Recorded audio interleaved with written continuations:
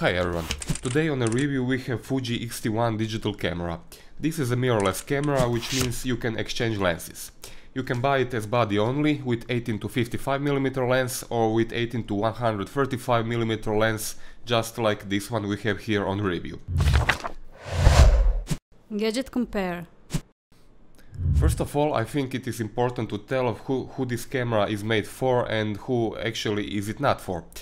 Every other manufacturer, Sony, Canon, Nikon, Olympus, all of these cameras have mode dial on which you can place the camera in pure automatic mode, where camera takes care of each and every setting during the image creating process. On Fuji, you cannot do that. Shutter speed is set using this dial on the camera and aperture on the lens. You can put both of them in automatic mode, but that doesn't mean the camera is still in automatic mode. You still manually have to take care of ISO setting, which is over here, drive mode, which is over here, light metering, and also go into quick menu and check all these settings, how they are set. So this camera is not made for amateurs. Having said that, this camera is perfect for those who know something about shooting, about cameras and the way how they work. Build quality is top of the line. The camera is made from magnesium and it is covered with rubber all the way around. It also has dust and water seals, so it is possible to use it in rough weather conditions like rain or in dust. We are especially thrilled to see some nice details. For example, these dials on the top do not have these markings printed, but engraved inside them. At the back you can see a LCD screen which is 3 inches diagonal and has 1 million dots.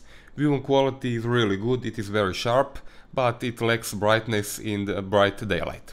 The screen is articulated, you can tilt it 45 degrees down and 90 degrees up, but it doesn't have touch capability. Above the LCD screen you can see electronic viewfinder, which is one of the biggest and with highest resolution on the market. It has 2.36 million dots and has really high image quality.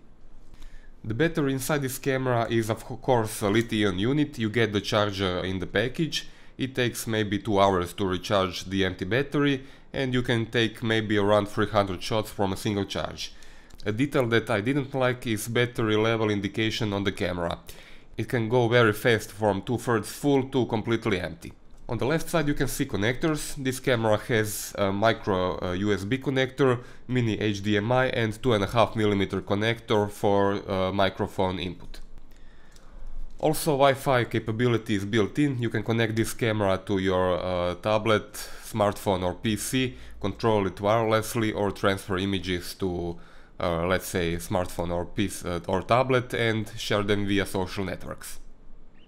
Autofocus system has 49 points and you can set the autofocus size in 5 levels. Autofocus is very accurate, but it is not very fast, but that also depends on the lens you use. For example, with this 18 to 135 the autofocus is quite good, but with a prime lens like this 35-1.4 it is significantly slower.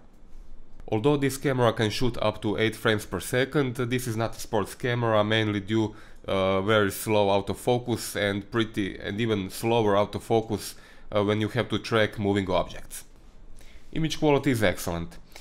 Fuji X-T1 has 16 megapixel sensor, which may not look that impressive on paper when competition has above 20 megapixels, but in reality this is more than enough. Fuji uses a bit different sensor technology, so it doesn't have anti-aliasing filter, which means images can be sharper than it would be otherwise. Color reproduction is great, and I especially liked the ability to mimic the look of classic 35mm films from film era. High ISO is also quite good, it is usable up to ISO 6400 as far as we have seen. This camera also records Full HD video at 60 frames per second. Video quality is, let's say, quite good. It is very sharp, but it suffers from moire effect, and what I didn't like is that this camera doesn't let you set manual settings for video shooting. You can only select manual aperture, but shutter speed and ISO are always in automatic. I don't see that as a big problem, since Fuji was never a company for video cameras. Instead, they are trying to make best cameras for taking still images. Altogether, Fuji X-T1 is a really excellent camera, which made the best impression on me by the logic that you use it.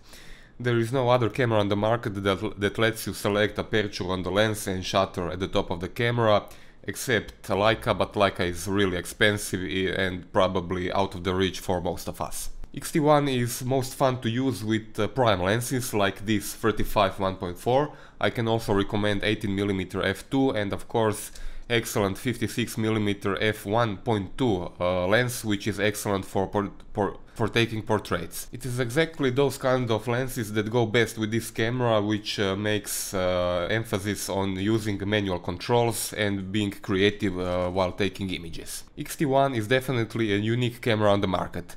It may not be for everyone, but those who know how to use it, they will definitely enjoy it. That's all from me for this review. Subscribe to our YouTube channel for further updates, and thanks for watching.